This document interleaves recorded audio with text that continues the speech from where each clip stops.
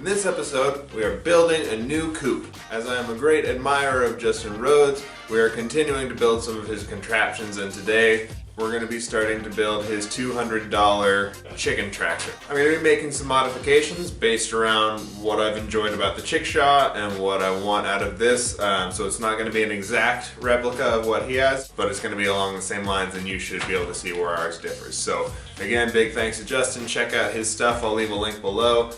He's got 5 different coop designs there. Take a look. It's a great way to figure out what you might need for a coop. You are going to need 10 untreated 2x4s. We're going to rip all of these in half, which is not as hard as it sounds. All you're going to need to do that is a circular saw, a framing square, and something to write with. To rip the boards, you're going to need to start out by laying them out on the ground or some kind of flat surface. Take your framing square, figure out where your halfway mark is, and then if you hold your marking device at halfway, you can just kind of slide the framing square down, and that'll give you a roughly centered line all the way down your board. Once you've got your line, take your circular saw, make sure that it's set at the right depth, and then you can go ahead and start pushing through, following the line as best you can. Be sure that you're sighting high up or not looking right at the end of the saw. That'll keep your cut straight. And when you're done, you'll end up with 2 8-foot long 2x2s. Go ahead and rip all the rest of your boards, and that should give you a total of 20 8-foot long 2x2s. Now it's time to cut these 2x2s to length.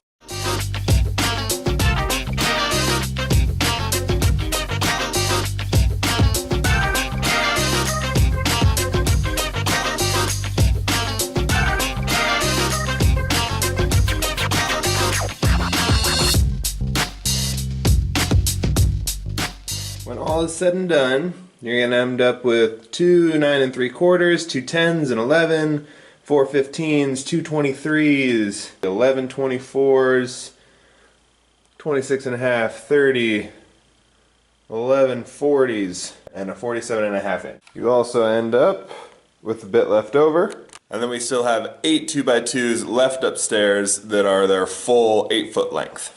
So what I've got to do next is I've got to paint these boards. If you have the option, cedar is a great wood to use for this because it's rot resistant. It's going to deal with the moisture well, especially here in the Pacific Northwest. Our budget was a little restricted, so in order to save a few bucks, we went with a white wood, which was probably about 1/4 of the cost of the cedar.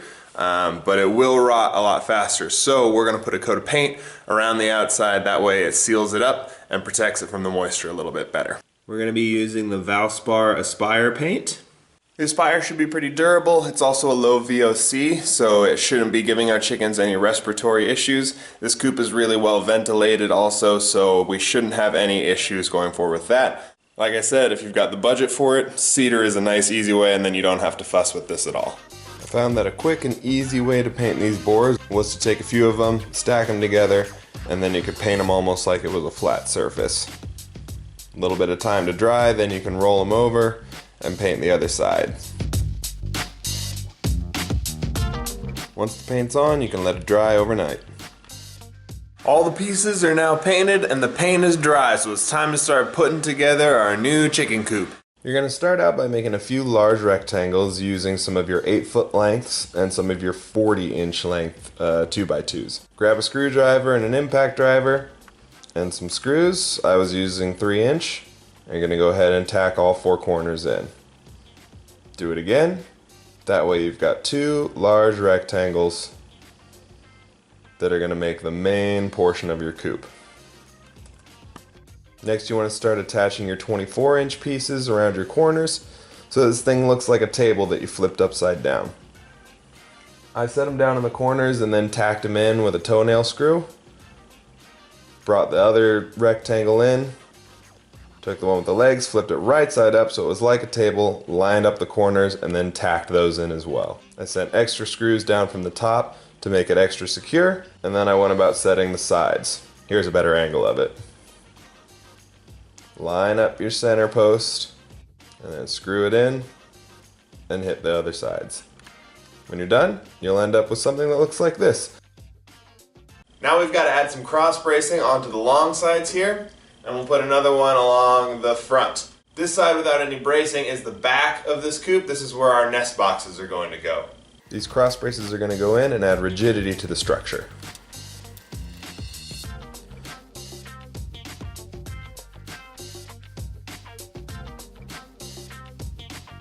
Next up, the perches. For the perches, you want to start with the middle. It's going to set right on top of the two cross braces and then screw in on each side. Then you go one closest to the front. It's going to set at the same height as the second perch and screw in on either side right into the frame on those 24s that you just set. The third perch, you're going to set on the cross bracing and it's going to end up being at an angle. This brings us to setting up the nest boxes. We're going to start with the frame. Using a 40-inch piece and an 11-inch piece, we're going to set the stand that it will sit on in the back.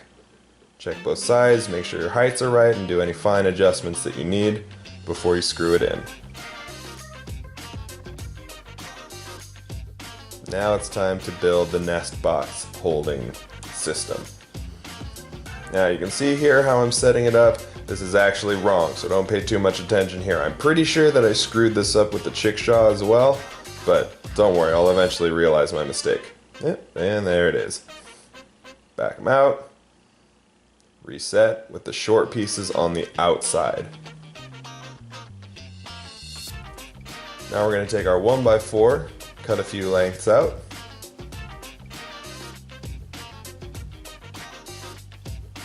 And mark it so that we can set it on top of our 2x2 frame. Now again, don't pay too much attention here because I messed this up too. And again, I'm pretty sure I did this with the chickshaw as well. This is the swiveling landing bar. Again, just a little scrap of 1x2. I used some old stakes for this.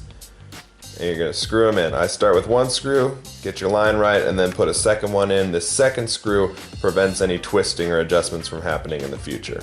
Then you're just going to set it on either side of the frame, screw it in. But don't drive your screws in too far, because you want this thing to be able to pivot, like so.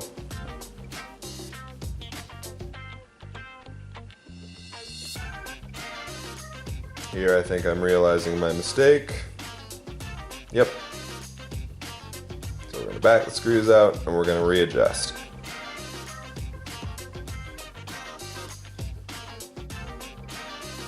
So when you look at it from below, you should see the 2x2 extending further, not the 1x4. Before we go, we're going to take a few of our shorter pieces and cut some 45 degrees on them. These are going to help hold up the nest boxes. So we'll bring the frame upstairs and start setting it in the coop. You can't see it too well, but there's a little piece of wood up there that's helping me balance the front while I adjust the back. If you've got another person with you, they can easily help you hold this and do that part.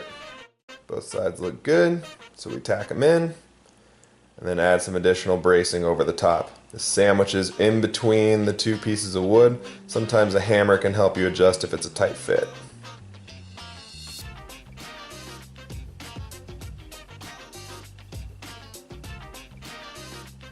Now we get those pieces that have the 45s cut.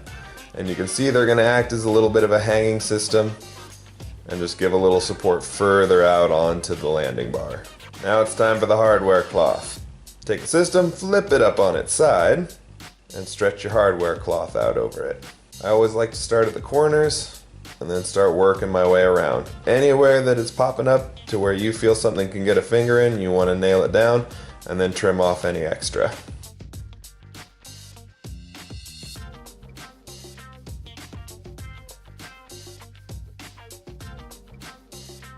Drop it down and flip it over to the other side and repeat. So around this point, I'm going to start varying from Justin Rhodes' plan just a little bit. There are a couple features of the chickshaw that I really liked. I like that it's an elevated coop and that it's entirely sealed off all the way around. I think that's been really good for predator protection. We haven't had any troubles with our chicken. So I'm going to flip this over and I'm going to put some supports and some perches down on the bottom for the chickens, and then we're going to put some 1-inch chicken wire on underneath. and that should give us the protection that we need. I also really liked how the chick shot allows all the droppings to fall down below, and the wheel system makes it really easy to move. So we're gonna try to incorporate some wheels. Maybe this is gonna end up being like long chick shot. I'm kinda gonna base it off this little wagon that we had that I really liked. The handle ended up breaking on it, so it's kinda out of commission. So I think we're gonna steal the tires off of that and put them onto this new chicken coop, and then we'll be able to pull it around. This is the wagon I'm talking about, and you can see the handles broke off right here.